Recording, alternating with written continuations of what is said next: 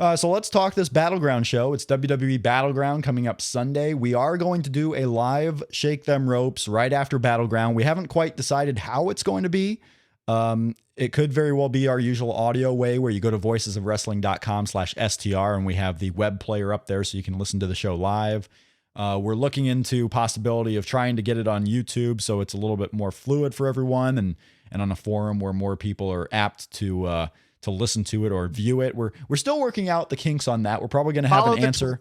Follow the Twitter. We'll tell you. At Shake Them Ropes, we're going to have all the information Thursday, Friday, Saturday. So one way or another, we're going to be live after that show, though. So follow us on Twitter at Shake Them Ropes for the live details. We'll, of course, put it on demand on the podcast version as soon as we're done recording so you can listen to it the usual way. But we're talking about Battleground coming up on Sunday. The kickoff show is going to feature R-Truth versus King Barrett for the right to the King of the Ring crown, because you can get the crown whether you win King of the Ring or not. R-Truth kind of already has his little getup. King Barrett, of course, has his super official getup. I can't imagine R-Truth winning, but usually when I say that, that means R-Truth's going to win. I think it makes Vince laugh, so I think there's more than a good chance that R-Truth pulls out a fluke victory here. How many times has King Barrett been booked in something where he loses because it will make Vince laugh? Because King Barrett just is one of those most inconsistent wrestlers ever as far as finally getting a push and not capitalizing on it, because there's nothing really for him to do there but lose to guys like R-Truth and lose as the IC champion one day after another day after another day, just not putting anything together. Funny accent. Whatever. Fucking manly accent too. It's a kick-ass accent. He sounds like he's gonna kill everybody. I agree, but I'm thinking about how Vince views him. Oh my God. It's King Barrett. Look, I think Wade Barrett. I don't understand how he gets how he wakes up in the morning and goes, I can't wait to go to work. Yeah, right. He's one of those guys where, let's take a look at the booking sheet. Oh, I'm losing to a guy who's going to hold up a plunger. Yeah. Great. Yeah. I'm going to go with King Barrett winning just for the fact that, okay, he can keep his king set up, but at the same time, I could easily see Truth winning because that gets rid of the King of the Ring thing. Like he goes back to Bad News Barrett, or goes back to Wade Barrett. You put something else for him to do. Maybe that's a guy who can feud with Cesaro, because really the best thing for both of those guys right now, I think, if you're not going to do Rusev for Cesaro versus King Barrett having good matches on Raw and having a pay-per-view blow off at SummerSlam is probably a good way to go for both of them. I think it depends on what happens on the SmackDown tapings, but since R-Truth got the pin on Raw, I'm going to go with Barrett here. But if Barrett gets a pin on the SmackDown tapings tonight, Truth is winning. Roman Reigns versus Bray Wyatt kicks off SummerSlam proper. It is Roman Reigns, Bray Wyatt. Much like the next match we'll talk about, I don't have a whole lot of interest in this one, but unless they do the weird finish that Bray Wyatt would always do with Dean Ambrose, where they just want to get the program to SummerSlam and give Bray a fluke win, which I could see happening. And it screams a match where Roman Reigns should just win until he gets his real SummerSlam program, whether that's against Brock Lesnar or Sheamus even. I'm going to go with Roman Reigns here just because Roman Reigns is the guy that should win. Until you really want to recover Bray Wyatt, there's nothing for him to do here winning matches. What are the odds of a child, perhaps Roman's daughter, appearing in this match? I hope 0. I hope 0. I hope 0%. Man, I've been thinking. It's gonna happen, yeah. And this is going to be a this feud must continue kind of thing. I don't know. I'm gonna say Roman does get a win here. Give Roman the win. But that there's something else that goes on that makes it have to continue. I don't want all the shenanigans. Just let Roman Reigns win. Although this is probably going to break the streak of Roman Reigns' really good pay-per-view matches. Yeah. And if it doesn't break the streak, then Roman Reigns just adds another vote for Wrestler of the Year. This guy's had an unbelievable year. Roman Reigns, John Cena in the ring, if you look at their pay-per-view matches, and John Cena especially what he's done on Raw, both of them having fantastic years in the ring. Not going to deny that, but Wrestler of the Year is a bit strong. Well, it's a bit strong for Roman, yeah. I don't think he's... I think he's top 3 in WWE. Yeah, top 3 in WWE. But incredible year. But Bray Wyatt, I hope Roman Reigns is moving on to something else for SummerSlam. But, going off history, I can easily see Bray Wyatt winning in a goofball fashion here and then them having a blow off at SummerSlam. But as we talk about the world title situation, you know, I keep thinking Roman Reigns is going to go back in the world title situation. And soon. I hope so. Randy Orton and Sheamus. This match is going to happen at Battleground. You've seen it a lot on Raw. You've seen it a lot on Raw. You've seen it a lot on Raw. It happens quite often.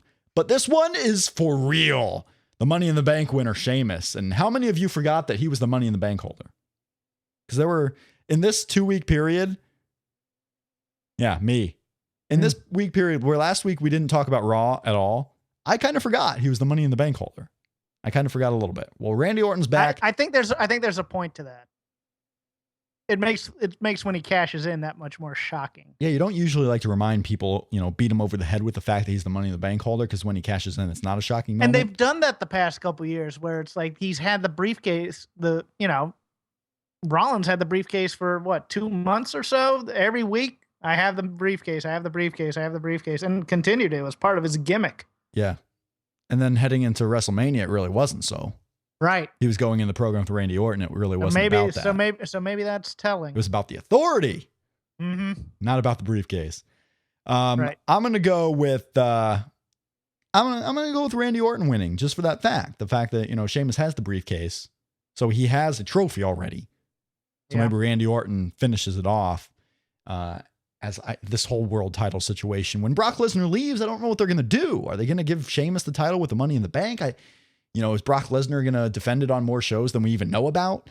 I don't know. But before we talk about that world title situation, we have to talk the tag team title situation. I think Randy Orton's going to win. It's a good one. Am I allowed to pick? You are allowed to pick. That's right. You're allowed to pick. Got a little ahead of myself there. This is all about Rob. It's Rob's show. It is my show. It's my show. Damn it. Tag titles, Primetime Players, New Day. This is where New Day gets it back, isn't it?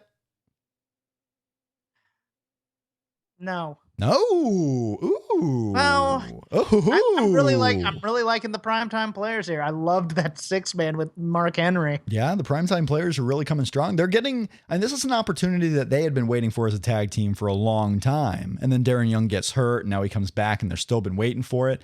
And here it is, and they are making the most of it. The crowd is behind the Primetime Players. The New Day, the crowd is behind them as heels now. I mean, like, it's working. Maybe you switch the titles just to continue the program and you have a blow-off match.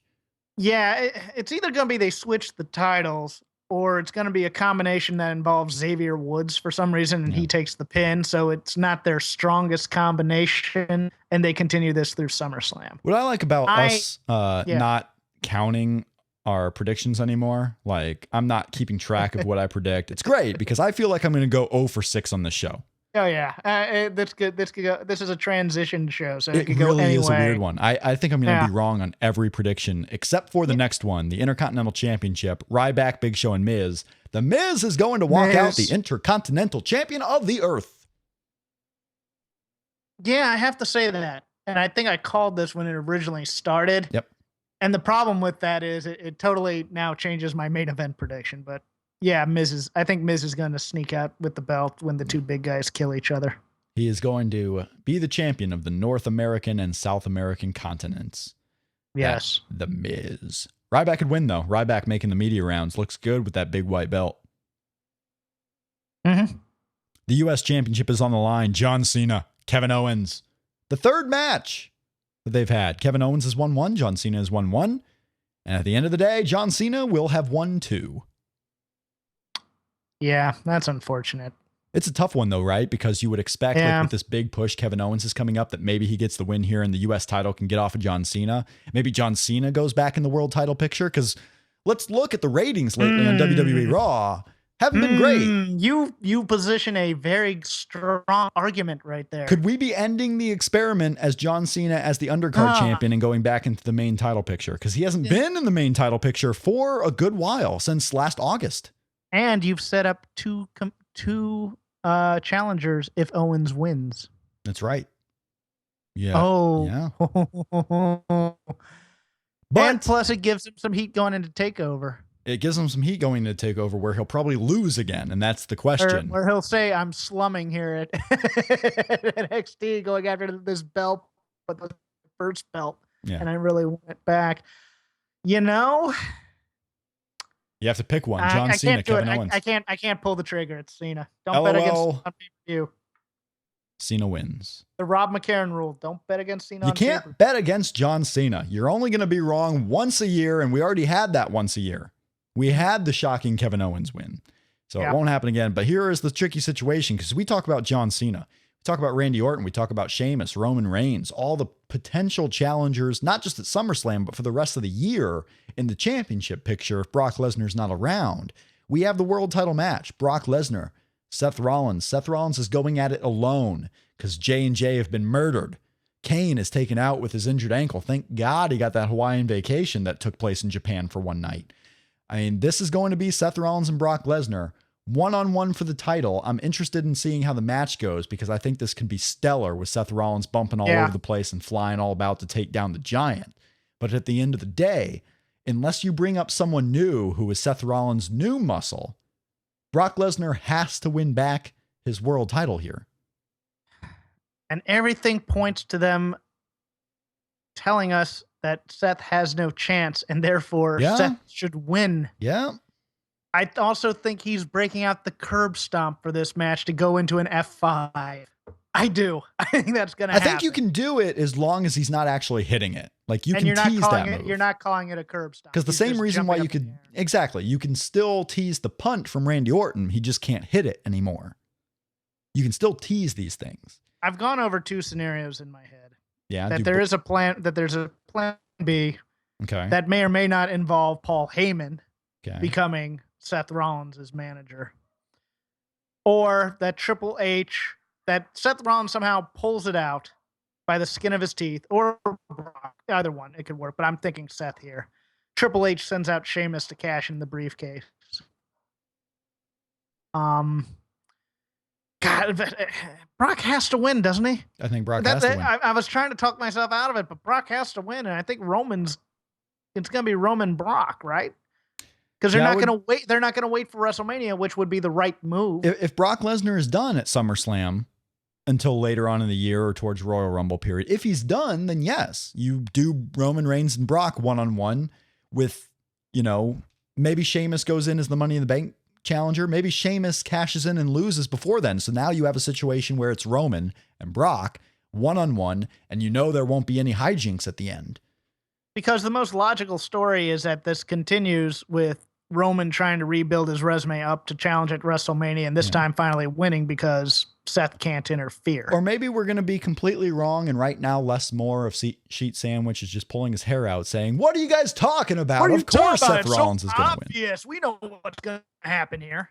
I think there's a very good chance Seth pulls one out here, out of his teeth, and that, whatever, something happens, maybe another triple threat at SummerSlam. But right now, you got to go with Brock. That's a safe money. If you had to predict what the women do on this show, what is the match? What do you see happening? Say there's going to be a women's match on this show, a divas match, if you will. Right. Okay. What is it going to be? It's going to be a three-way dance between the 9 women.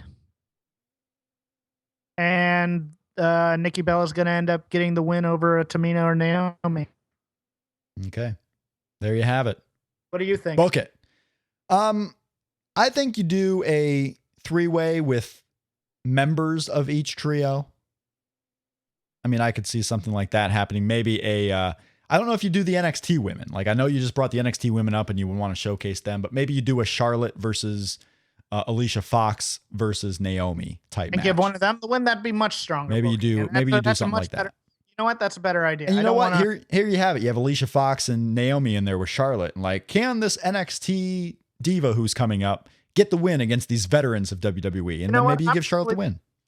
I'm completely off on this. Don't change it. I don't care. No, I mean, we'll have to wait and see what happens. I care because I'm trying to script out story. Okay. If you do a multi-women match of any kind, Nikki doesn't need to get the pin. No, she doesn't. So someone wins. And there you have a SummerSlam pay-per-view or a Battleground pay-per-view. And then you make one of these new kids a potential star. Yeah. That's how you do it. Yeah. And Nikki's road to 300 continues without her having to even participate in a match.